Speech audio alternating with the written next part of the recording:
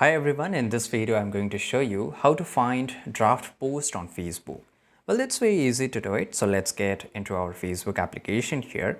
And once I'm here, right, so if I just click on story icon, I will able to see draft if that any draft is available here. But for example that I'm uploading a video, right? So for example, I'll just select a video here. And let's say that I just want to send this video. I will just select it and basically I will not upload this, right? So I will just, if I just go back, then here it will just give me an option to save as a draft. So I will just click on save as a draft. And for example, if I just go to here and again, if I just click there, here you can see that I will just find the option to see a draft option.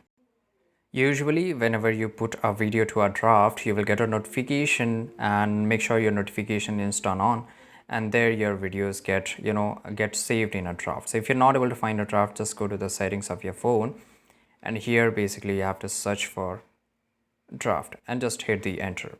And once you hit the enter, you will able to find your draft option here and you will able to upload your video from your draft to directly to your public. So this is how you can do it, and I hope you found this video very useful. If you did, subscribe.